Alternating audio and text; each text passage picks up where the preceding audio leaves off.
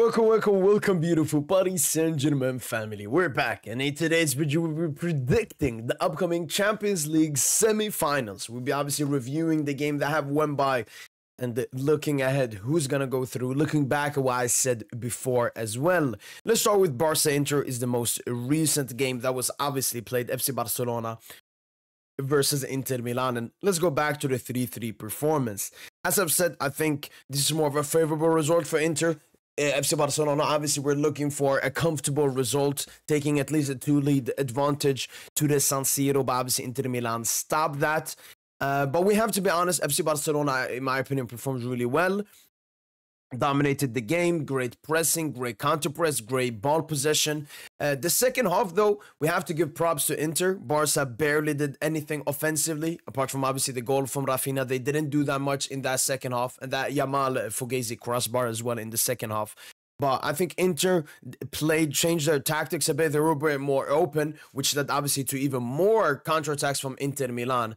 But obviously also led some opportunities for FC Barcelona in space, but they've defended them very well. So I think maybe potentially Inter is going to play like that in the upcoming game. They're obviously going to be at the San Siro, more comfortable. So I think they're going to be a bit more open. But FC Barcelona, even though this game ended in a draw, even though they didn't get the favorable result they wanted going into the second leg, FC Barcelona are still in this tie, obviously. It's 3-3. It's basically this game, you can remove it. Especially, obviously, with away goals not in count anymore. You can strictly look at the upcoming game at the San Siro as a final, as a one game played at the San Siro, Inter having a little bit of an advantage. But FC Barcelona should be feeling confident going into that game. They were really good this game. The thing with FC Barcelona, though, as we saw by the stats, they only created one big chance this entire game. That's something they will have definitely to improve upon. I think if Inter Milan play a bit more open in the second leg, there could be potentially more opportunities for FC Barcelona, but this is something they have to work on. They scored 3 goals in this game because of individual ability from Pedri, from Lamine Yamal, and from Rafinha. But you need to be creating more opportunities for yourself, easier opportunities. Ferran Torres didn't get an opportunity created for him, apart from one in the beginning from Lamine Yamal. Yamal obviously had to score it himself, going past players. But Rafinha never got put in a favorable position, and obviously that was due to Inter Milan. We gotta prop Inter Milan. Even though they conceded 3 goals in this game, I still said it was due to individual ability. I still think Inter Milan defended very well, very superb versus FC Barcelona, and only Barca having only one big chance created in this game. So Barca will have to attack better, but obviously the main thing is the defense, because when you look at the goals, it's honestly more lack of concentration, lack of focus. That first goal they conceded from Thuram, you can't get caught like that. That was the quickest goal in Champions League semi-final history. That is completely immature. That is completely unprofessional from this FC Barcelona team conceding. And the other 2 are corner kick goals. I know that Inter Milan had a lot of dangerous attacks, but that's usual for Barca. They play with a high line. They are willing to give opportunities to the opposition with a lot of space, but then expecting, Araujo to make the recoveries, Chesney to act like a sweeper keeper, other defenders to do a great job and so on. And I know Mkhitaryan scored that goal, was an own goal and so on. But Barca obviously are okay with Inter having opportunities, but they definitely have to stay more concentrated. I think the upcoming game now, going to the San Siro, FC Barcelona have to take a little bit of a look at what Paris Saint-Germain did and try to have that defensive, resilient away performance like PSG had versus Liverpool and versus Arsenal, for example. I think Barca should go there, focus, concentrated, because opportunities will arise. This Inter team is not perfect defensively. They can give you away balls. I remember Bastoni making a huge mistake yesterday. So they definitely can give opportunities to this FC Barcelona side, but Barca definitely have to focus on their defending immensely in this upcoming game at the San Siro. Obviously, they will need a big game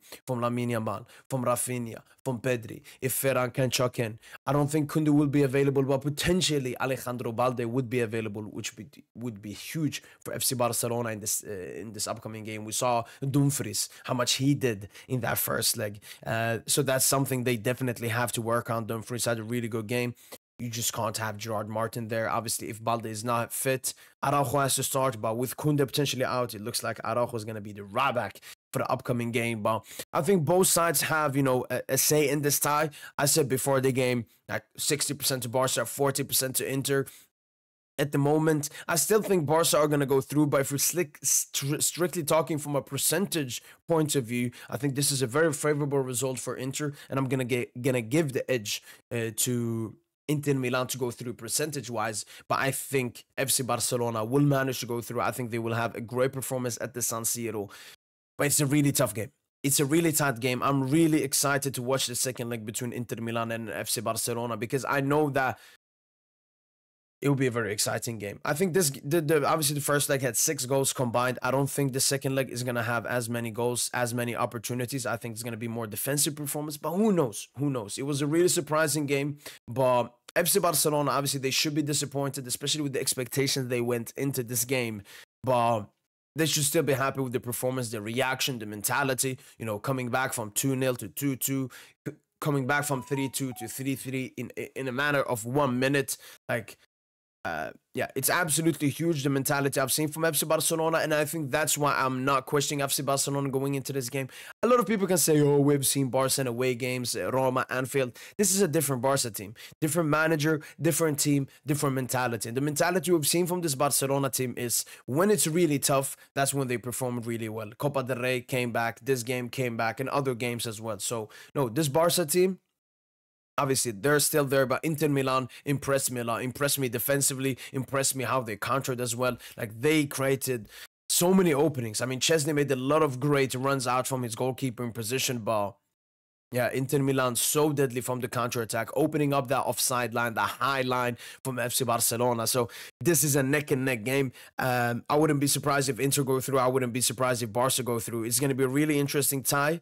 And yeah, I can't wait to watch this upcoming game. You guys let me know in the comments how you guys are feeling, what prediction you guys are feeling.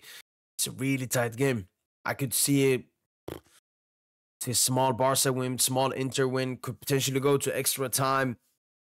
I mean, it's a true Champions League semi-final, and that's what I love about these semi-finals. First games have been played, but we still don't know who's going to go through, even in the Paris Saint-Germain Arsenal game. Yeah, Barca got to do better, I think, chance creation. But if they can once upon rely on individual ability, they will get chances. They will get goals maybe.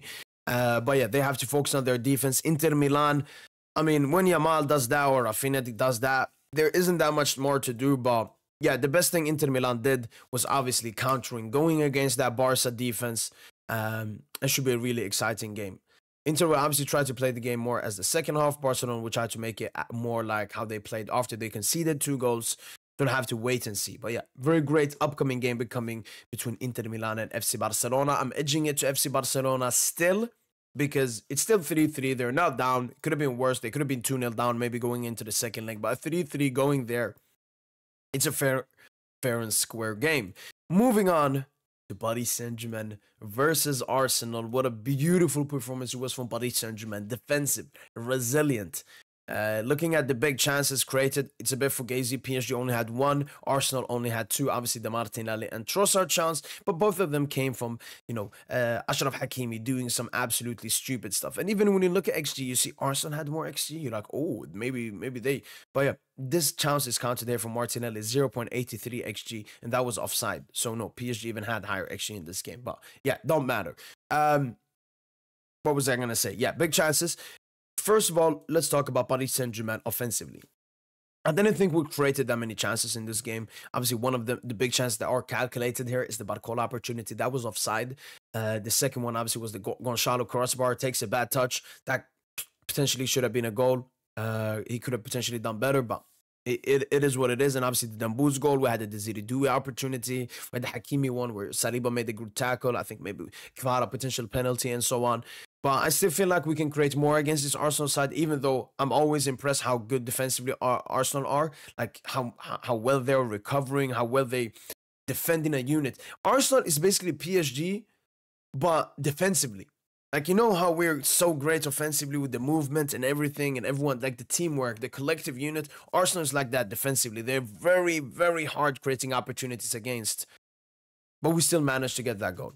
And that would be very important for the second leg. Is we will not. I don't think we'll get that many opportunities. Obviously, it depends on how Arsenal are going to play. Maybe second leg they want to go, they push up a bit more. But I think Arsenal once again are going to be really good defensively. So the most important thing going into the second leg, be clinical. We scored from the first chance, 3 minutes in. We got to be clinical in the second leg because as we saw from Arsenal, they can be bad, but if they get a set piece, that's a big chance, nearly a big chance for Arsenal. And we gave away a lot of set pieces. They were foul baiting a lot in the game, and we were a bit too emotional sometimes. So we have to make sure Arsenal do not get any fouls, and we have to make sure that no player behaves like Ashraf Hakimi did for those 2 opportunities, leaving acres of space for Trossard and Martinelli to run into. Thank God Martinelli shot wasn't the best, and thank God Donnarumma saved both. I mean, the best goalkeeper in the world, in my opinion. He's been performing now in the biggest stages when we need it from Gianluigi Donnarumma, and he's going to have and need to have another big performance in the upcoming second leg.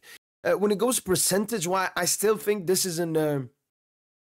obviously, I think Paris Saint-Germain will go through, but I think as a game, Paris Saint-Germain still need to have a very high-level performance. It's only 1-0. I think Arsenal, their fan base as a club, their players came in a bit arrogant into the game, beating Madrid 5-1. I even mentioned it before the game. It felt like they were a bit full. The hunger, the motivation was way more on Paris Saint-Germain's side in this first leg. But for this upcoming second leg, it's the complete opposite. Every single video I've seen are saying PSG are nearly through. I don't see Arsenal doing this away. So Arsenal are coming in as the underdogs into this game. And that's one thing I've seen from the Champions League. Like, mentality matters so much. Inter Milan came in as the absolute underdogs into that Barcelona game. Basically, everyone predicted Barca to go through, including obviously beating Inter Milan in that first game. And Arsenal will be coming in as the underdogs in this game. So we have to be really careful to not become arrogant in this game. We have to stay humble. We have to act like it's 0-0. Yes, we had a great performance away at the Emirates, great defensive performance, got the goal,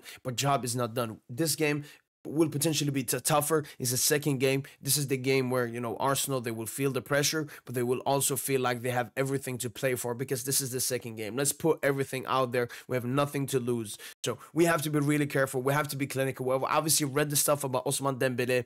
He will potentially be in the game, most likely, but there is a likelihood he will not start the game. So we'll have to rely upon our other attackers. And I'm fully confident supporting and trusting my other attackers, the midfielders, the fullback as well. So that's something that doesn't bother my confidence that much. But I just need us to not be arrogant. It's only 1-0. And I don't see that arrogance from this team. Obviously, we've seen arrogance a lot of times from this team, but it's only 1-0. And I think they do respect Arsenal. They do see Arsenal as a top side that we have to be careful with. They saw the opportunities that Arsenal had. They saw how much danger it was from every single set piece. So no, the Paris Saint-Germain players will take this game with the utmost respect, treat it as a big game as it is, because we want to make Champions League history. This will be for the first time we actually advanced to the Champions League final in a two-legged tie. Obviously, the only time we reached the final was in a one-legged tie. So this will be our first time, the second leg. It's a big game. It's a big game. I just hope we're not arrogant. And stylistically, you know, Arsenal, we just have to cause them more problems. I didn't feel we caused them. We controlled the game so well. We controlled the ball so well, but I didn't think we caused enough problems to this Arsenal side. So that's something I want us to push on to. Arsenal obviously will have Partey back, which means Rice will be pushing up a bit more, and Merino back into that false nine role. So Arsenal, I think they will be a little bit better because they will be less arrogant. They will also be less comfortable, more pressure, but sometimes that can help a team. So I don't want anyone to underrate Arsenal going into this game or saying they're garbage or something. Yes, they play football in a very disgusting manner. I absolutely hate the way Arsenal play football, but it's efficient. They're very good defensively, and then they may get a goal from a set piece or a Fugazi goal here and there. It's efficient. It's been working for Arsenal. They've been a top 3 side in the Premier League past 3 seasons, or a top 2 side, and obviously in the Champions League semi-final here. So yes, they play in a disgusting way. I think it's anti-football, but it's efficient. It works. It can be dangerous. It was dangerous versus us. Thank God we survived, but there's another game to come here. Yeah. Hopefully another great game from our midfield. Hopefully our defense does the job well. Nuno Mendes did a very good job on Saka, so hopefully he can do the same again. I think it's going to be Barcola from the start with Due and Khvicha Kvaratskhelia. It's going to be a great game. It's going to be an absolute great game. And that just doesn't go for this upcoming Paris Saint-Germain game. That goes for both games. Both of these knockout ties are it's basically not that much happened in the first leg. Yes, Paris Saint-Germain got a 1-0, but it's still game to play for. But obviously, Paris Saint-Germain is the most likely here to reach the Champions League final. I will give Paris Saint-Germain at least 70%. I think we are in such a favorable situation. I think we were always going to beat Arsenal. Like we were always the favorites against Arsenal. But Arsenal losing 1-0 at the Emirates has made it very tough for them. So I'm gonna give it 70% PSG. Barca Inter, I'm at slightly edgy to Inter percentage wise, even though I think FC Barcelona will go through. That's just the feeling I've had this entire season. That Paris Saint-Germain FC Barcelona final, which I want. I've been craving for it. I think the matchups is absolutely insane. Yamal, Lewandowski, Rafinha versus Doué, Khvicha, Dembuz, Vitinha, João Neves, Fabian Ruiz versus Pedri, Olmo and De Jong, Kunde and Balde versus Hakimi and Nuno. Marquinhos and Pachu versus Kubarsi and Inigo, Szczesny versus Dona, Flick versus Lucho, Red and Blue versus Blue and Red. That's the Champions League final I want. Doesn't mean I'm going to support Barca. Doesn't mean I'm going to be sad if they get knocked out. Absolutely no. I will troll them so hard. I would definitely make sure to troll them a lot. But that's the footballing final I want. That's the more difficult opponent I want in that Champions League final. It's filled with so many narratives. Dembele again against Barca, facing Flick in a Champions League final. Yeah, I don't know. If you're a PSG fan, if you're a Barca fan, or you're a football fan, everyone should want this final. Obviously, apart from Inter Milan fans and Arsenal fans. But yeah, very excited for the upcoming semi-final. Let me know in the comments down below. What two teams do you believe will be playing in the Champions League final on the 31st of May? That's been it from your boy PSGINT. And as usual, allez, allez, allez Paris.